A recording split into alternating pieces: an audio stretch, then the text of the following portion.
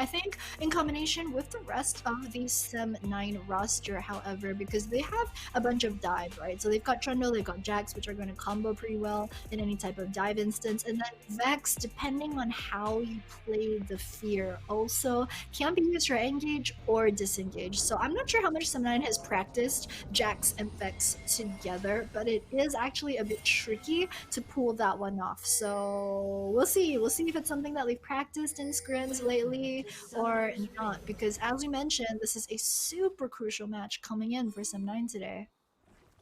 Yeah, and taking a look at these compositions, Jenny, though, which composition do you favor? Ooh, that's tough. I actually like IMP's composition if we don't look at top lane. If we just ignore the Fiora for Jackpot, they've got a great comp. They've got Jinx and Rakan, solid bot lane, does a lot to enable LZ, and then Wukong Silas is great also, and Mesh as well with the Jinx. It's just the only thing that I'm afraid of is going to be Jackpot over on the top side, because depending on how good or bad Fiora does, I think that is really going to dictate the pace of the mid game. Mm-hmm. Yeah, and thankfully, both of these top laners will be mostly focused on the 1v1. So when it comes to full team fight contributions, both of these top laners not exactly the best team fighter when only holding even. Of course, when if they get super far ahead, that definitely changes the calculus there. Down in this bottom lane, I think this is also really interesting because it's going to be Ashin on the Lulu pick. So this is a pick that wants to get a lot done in the lane phase against something like a Rakan. But the big thing is Ashin has struggled a little bit when it comes to just rotating. He's been caught out a number of times, which is why when he first came in, I was just like, you know, just put the brother onto a Yumi.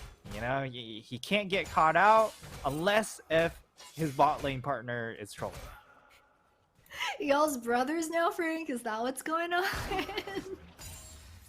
Yeah, pretty much. Yeah, well, I mean, they have to get along somehow, right? I mean, I've also seen you play League, so I mean, if that was what you meant, you know, I can see it. I can see it. You and Ashin, just, you know, same hive mind, one brain cell.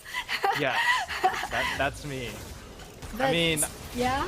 Okay, that's engaged already onto Ashin. He's getting taken low. He's gonna have to flash. And that's also a heal expended, but Alex, he's going to flash forward, dash forward, and get the final blow. First blood into the hands of Alex onto the Wukong, and, you know, I was talking about, hey, Ashin, he's been caught out a lot after the lane phase. It happened in the lane phase, Jenny. Yeah, I mean, this is just textbook coming out from Impunity esports, right? So what they do is, I mean, it's pretty telegraphed. You've got Alex over on the Wukong, and when you think about what type of lanes that you want to snowball for the side of IMP, it's got to be Fiora, it's got to be Jinx, right? So then you take into account like where Alex started after that he just passed straight towards bot for the level 3, and it's just a very open-ended case for them to give the first blood over to the bottom side. It was picked up by Alex though, although LZ and Yusin did pick up the assist gold.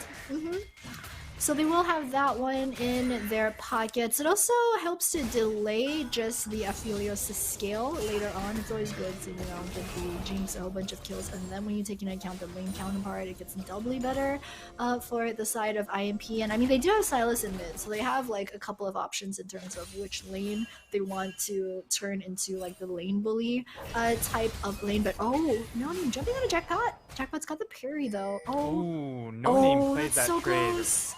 really, really well. Jackpot held on to the flash, so would have been able to make it out still. Oh, good root coming down. It's the return gank from Alex. Still level 3. He's just focusing a lot of attention over towards the bot side instead of in his own jungle. You can see he didn't actually clear ground for wolves right there. He just kind of passed straight towards bot, got the kill, based, and then hid back into the lane. So he needs to kind of make more happen, I think, if he wants to not fall a bit behind to get the first blood. Trundle does have the Sheen now, however, and they're even in terms of levels. It's just gonna be supporter combat in the bot side. As seeing the way you kind of want to play the Lulu as poke is you want to EQ the combo, so you want to get the shield onto someone who's positioned a bit further up from you, and that will really help to extend your Q range. However, that combo does end up taking a lot of mana during the lane phase, especially as that support Lulu. But I mean, just straight up 1v1, she's got the picks extra damage for her AAs as well as the Q. So well played for that one.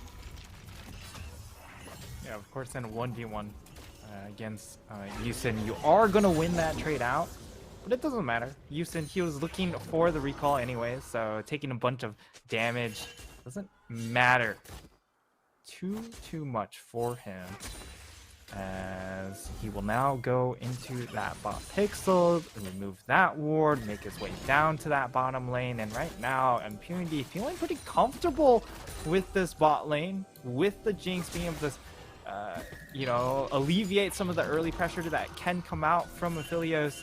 Lulu does allow Jinx to then hit those scaling spikes where she does outrange the Aphelios and can run away with these team fights. And now, I mean, over in this top side, nothing really happening, right? It's just kind of farming things out here, but No Name has been pretty patient. You know, when it comes to this Jax Fiora 1v1, it's about the timing of the riposte versus something like the Counter-Strike. And the thing with the Counter-Strike is that you do control the timing of your Counter-Strike, whereas Jackpot, he does kind of have to predict when the Counter-Strike actually gets triggered and use the riposte at the right time. Yeah, it definitely comes down to the skills, the timing for both these top laners, and they are the featured matchup for the SEM9 versus IMP game. So we'll see which one comes out on top at the end of this one. And oh, there's No Name jumping in first. Dodge actually from both sides, and Jackpot looks to want to re-engage. A lot of damage gonna go down. No Name actually also taking the minion damage, and no, Jackpot with the solo 1v1 takes 2 tower shots, but makes it out of that one with the good timing on the pot usage as well. Yeah, and this was so well played coming in from Jackpot, being able to trigger all 4 vitals, and he goes for that fight knowing that Trundle showed up on that red buff ward. You see here, you see that fight start out, and he uses the ultimate immediately, and he continues for the tower dive because of the fact, hey, Trundle is bot lane. There's no way he could counter gank me here and ruin my day, so he just takes the 1v1, wins it out, and it doesn't matter how low he is because there's no response close by from SEM9. Yep, and decides to ruin No Name's day instead by outright winning the straight 1v1. And we give him a lot of credit, you know, for just knowing the timing, knowing how to dive and play that one out. But we also have to give credit to, I'm not sure if it was Arashi or Lazar, who actually had the deep ward over in the bot side blue jungle. And that was really what allowed Jackpot to know that Alex. Arashi... Oh yeah, Husky or Alex. Yeah. Might be. Yeah. To know that Arashi wasn't around to be able to come in for the 2v1. So he got the confidence from that extra vision boost, but Arashi this time looks to be trying to solo out Herald. This is a bit risky though. He's gonna be actually take it very slow as the Trundle. Yeah, he knows he can't 1v3 right here. Just gonna pop down the ground right there, get them slow down onto IMP. Pillar coming out. Good pillar coming in. But Yusin, of course, he is that. Oh, Rakan jumping in now with the engage, and Alex bails out. And unfortunately, there's just more members coming in from the side of SEM9. They'll be able to chase on the Jackpot, and he should get run down. It will be a double kill for No Name. So even though Jackpot finds that 1v1 at the start, I mean, it all kind of goes down into the drain right there with No Name securing himself 2 kills. We get to see the replay as Yusin on the recon, trying to bait out some cooldowns, playing very far forward. Husky backs out, Yusin also backs out, but then the turn, like Alex comes in with the Wukong ultimate, and Yusin tries to follow up, But the issue is the Jinx is too far away from the fight, and Shidodo being here, I mean, it just goes south very, very quickly for the side of Impunity. Yeah, a bit of a lack of damage in the early game, I think, for the squad of IMP also, but they are going to be able to take what they can. They do pick up the first dragon of the game at 10 minutes in, so it's going to be a fairly early start in terms of stacking those dragons this time around. Goal difference, as you can see on the graph over on your screens, just very back and forth, very swingy here and there. We're still about 10.5 minutes in, so it's a bit early to tell at this point, but very scrappy game from both of these squads. Yeah, and it's really nice that the first team fight goes in favor of SEM9 because of the composition they have crafted up with Lazar on the Vex. Bit more of an assassin-y sort of champion. Wants to hit the mid-game running, and of course this Aphelios pick, which does get outranged later on by the Jinx. So getting that first fight win, really, really nice. And of course the double kill on No Name does help shift power into his hands for the time being. Of course, Fiora does become just too much of a menace later on, and it will be an outscaling matchup at that point for Fiora. But at this point in time, if you're able to hit the Mythic power spike faster, No Name will definitely have an advantage in that regard. Yeah, he's definitely happy to just scale earlier as the Jax. They don't know that Alex is here though in the fog of war. Oh, he takes the bait. That's ultimate. No Name. Get out. Will be able to land the stun, but the CC is there. He does get the jump out, but it's not enough. Down in this bottom lane, it's a 2v2 fight. Shidodo, he has the mana though. Throws out the Inferno Moonlight Vigil and does get a lot of splash damage, but unfortunately not enough to continue chasing in that instance. Now Arashi trying to defend this tower. Alright, it looks like they're just so much getting tower demolished. gold. Yeah, they kind of wanted that one last AA to make it that 320 gold, but they're gonna be happy with one. Not sure they'll have enough time in the next minute and a half actually to follow up to pick up the second tower play, but definitely one is good for what they want to do right now. And he stops the back of Ashin. Ashin just not patient enough, doesn't let the back go through and just hope and pray. Instead, he ends up moving just a bit, cancels the back, and gets caught out. He uses now on the top side, No Name. All right, nothing to see here. Yeah, Ashin flashing in that instance makes matters even worse. He is so vulnerable on this Lulu, and we've seen him get caught out a number of times before, and I feel like we're about to see a very bad story replay over and over again.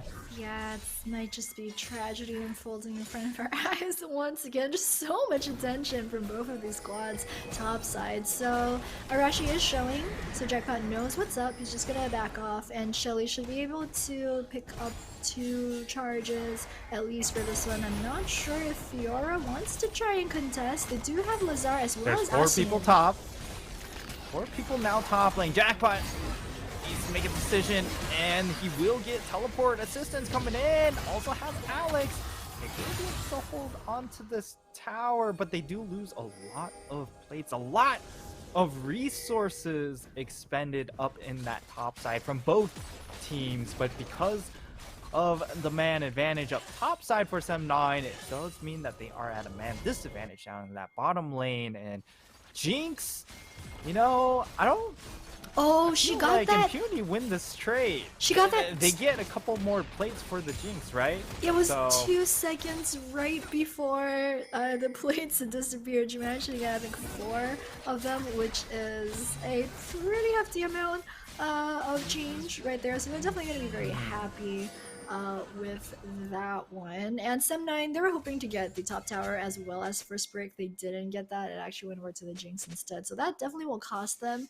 You've got the fact that they pulled 4 members over towards top. I mean, sure, Asing did blow flash earlier when he didn't need to. The good thing for them is that he is on Lulu. You don't really need the flash for any type of aggressive engage. You really just need to be close enough in range to pop down the wild Garou onto like your Jax, your Trundle, your Vex, and that's really about it. So if he can try to not int in terms of his positioning, then it won't really cost him all that much. Meanwhile, we do have LZ and Yusin swapping over to the mid lane. And this is just very good, I think, for the squad of IMP. They do have the mid as well as bot side push, so they do have Prior over the second dragon, and S9 look absolutely in no position to contest.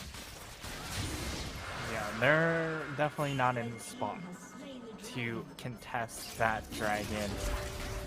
They had some defensive vision, but not really a lot of forward vision, and Shiedodo being able to get some chip damage on to LZ is going to be nice here, but Impunity are still making their way over into this Rift-Hold area. We might see a replay. What happened the first time around here is Ashin. He's too far forward. He gets caught out, does get engaged upon, and will get bursted down. That's the first reset. Alex gets the kill. Now teleport coming in. It will be No Name stuck in the tracks, but the fight is just so split. Husky trying to get away and will create a little bit of space, buy some time, gets the stasis off for the rest of his team to help them out, and it will just be a 1-for-1 trade. Fight lines reset.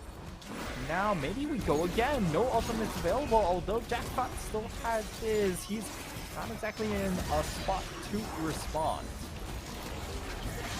Yeah, it's okay. He's actually going to jump in. That's the engage coming in and using. That's 4 people knocked up. Jackpot gets the first kill, gets the reset on that ultimate. Big heals all around, and that will be a double kill for Jackpot. He's chasing, he's looking, he wants that 3rd kill, and the flash away from Shiedodo does deny that triple, but Husky is on the hunt. Seeing that Shiedodo has walked very far away, he's just gonna have to settle for the minions. Whew. What? Skirmish after skirmish from the squad of IMP and SEM9. They do get the Herald, they're going to pop it into mid. It will very easily convert into the mid side tier 1 tower. I think SEM9, their mistake right there was that even though it was a 4v4 and they were even in terms of manpower, they had, I think, 2 or 3 members on their side who were really low. It really opened up the opportunity for the Fiora to try and make something happen. You can see Lazar and I think No Name just going down low pretty much at the start. Good engage from the side of Yusin, good positioning as well. He just goes straight in, knocks them up, and backs out of that one and lets the rest of the IMP squad clean up. So, well played from the side of IMP. I don't think we're going to get the replay of the earlier team fight, but Asing once again kind of playing the frontline Lulu that a Lulu should never really play. So I guess it's good, you know, we're not gonna shame him by having the replay being thrown up of him being caught out in front of all the rest of his squad, but hopefully, you know, hopefully it doesn't happen again. Yeah, and the issue is usually Lulu scales incredibly well, right? And later on in the game, she's super frustrating to play against, especially when you're a bunch of low-range bruisers having to run into a Lulu. But the issue is the scaling is a little bit muted because you have an Ignite. You don't have the exhaust to shut down anyone that's diving in onto this Aphelios pick. So it feels like this Lulu pick for Ashin not panning out very well. Of course, plenty of time to redeem himself, but now like Shiedodo, this is the point in time when he gets outranged by LZ, who has a 30 CS advantage. This is not a good spot that Shiedodo wants to play from. Yeah, SEM9 just dropping towers left and right. IMP playing this very well. They're really just, using the superior range of LZ to just go in, Q, get those towers, and then just back out with the protection from the rest of his squad. You can buff him or just disengage if S9 decide to turn. So IMP are about 5,000 gold up right now at the pre-20 minute mark. The thing is, SEM9, if they want to turn, they will lose the team fight. So we've had the Aphelios Lulu, as you mentioned, versus Jinx or Khan. The thing is, in this matchup, it's about scaling, right? You want to not allow the Jinx to scale, you don't want the Jinx to get a hit. That's kind of exactly what SEM9 have let happen for LZ this time around. So they're kind of running out of options as we head into the team fight part of this game. Sure, they do have the lead onto no main, and that's pretty much probably going to be the only way that they can try and play team fights later. Yeah, but even then, like Jackpot, he is very close to 2 items. He also got 2 kills in that last fight around the Herald, so that was massive for Impunity. And now it's just very, very difficult for Jax to deal with this VR because now the cooldowns are just extremely, extremely low on that Q, so she's just constantly jumping around.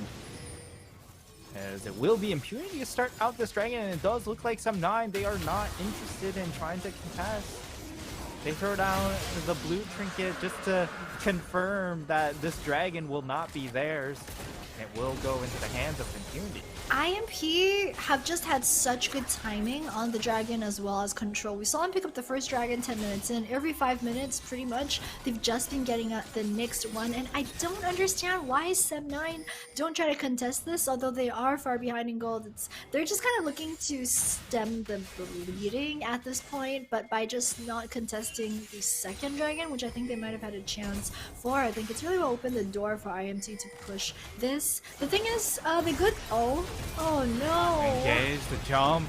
Okay, he's alive. He's Oh! alive, and now Lazar looking to find a turn. He finds the 3-man fear into the backline. LZ, if he goes down, that's a lot of their damage down, but he actually lives!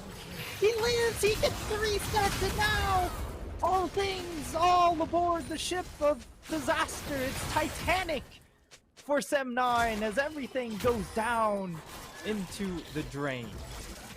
Oof. I mean, that was pretty much the miracle engage coming out from Lazar. Like, there was no way that Lazar could have played that engage any better. The thing is, we've been talking all along about Vex needing to combo with the Jax. The way SEM9 started out that fight was that No Name got caught and nearly died. So by the time Lazar countered and then turned and went back in, they couldn't combo with the Jax anymore. Goodbye. And that just means that SEM9, they're dropping objectives, they're dropping people over in mid, they just lost Baron to IMP as well, and this just looks like a slow choke out, I think, for SEM9. There's Yusin, once again, great engage in right there. They don't manage to finish off No Name. He does get the jump onto Rashi right there, so Little Boy going down, but as you can see, beautiful start from Lazar. The thing is, they're fighting this pretty much 4v4 because they don't have the Jax around anymore, but then once the TP comes in from the 5th member of IMP, it's just lights out for them. So, a bit unfortunate. I think that team fight was probably the point in time where SEM9 realized no matter how well they play this, it's just too much gold diff. Yeah, SEM9, they go for the Hail Mary, they saw the angle, and Lazar had the perfect engage, and Ashin had the perfect follow-up, getting a follow-up knockup, but because Xiaododo wasn't quite close enough to get autos off, they lacked the burst damage coming in from just one member. Of course, this is the Everfrost, so brings a lot of utility, a lot of catch power coming in from the Vex, but not enough burst power, and now they're looking to find a pick onto Jackpot. But yeah, the rest of the base is a bit on fire, so even though they make the chase onto Jackpot, they lose their inhib tower up top side, and now, okay, Arashi gets the pillar, gets caught up, but now the turn, so strong, Ashin, where you want to, buddy? He just gets absolutely blasted, and that's the rest of the team fight. It's done. It's done. Okay, actually, they get to stay alive, and the tower is actually doing a lot of work, guys. Tower does damage. Who would have thought? Yeah, now Impunity. Berma? Do they want to overstay? They've got 3 members low. I actually think that they're gonna mad loud their way through and brute force this one. They'll get this. 3 members, They'll yeah. Probably They're gonna get mid inhib also. Yeah, they'll get some structures, but I don't think this is a game, Jen. Yeah, they're gonna respectfully back out of that one. As you mentioned, S9, you know, their base is on fire and everything is not okay. It's really not okay for SEM9. We're gonna take a look at this once again. Charm gonna land onto Arashi and then Lulu, the thing is, he was trying to get in range to wild growth onto the Trundle, but he did not need to triangulate from the top. He could have wild growthed from the bottom. I don't know what he was. I think he was running to try and polymorph the Jinx. I think that's what he had in mind, because he was sprinting it towards LZ, and LZ was like, man, you're giving me free autos? I mean, man had a plan, I'll give him that. He definitely had something going on in that sweet, sweet brain of his. I just can't for the life of me tell you what it was, you know? He just got blasted. To absolutely outer space. We talked about the Titanic metaphor, but I mean, there's nowhere on Earth safe for this Lulu pick anymore. And it's not in the sea, it's not in space, it's not on Earth. This is just not a good look. Yeah, this is SEM9 coach into support. This is not it for us saying these are not the vibes. This is not it. I mean, we had doubts, you know, about Caspiel support last week, but then the thing is, the previous week we also had Sing on support, and we were like, you know, S9, they don't really have a good option to like plug and play into their support role, you know. So look at the super minions, Jenny. Man. They're everywhere. They're Zerglings. The engage comes in. They're all dead. This wasn't even a fight. You blink, they die. It's Impunity. 18 kills to 3. LZ is the absolute destroyer of SEM9 players, and that will be them securing their 5th win in SEM9. Their hopes of making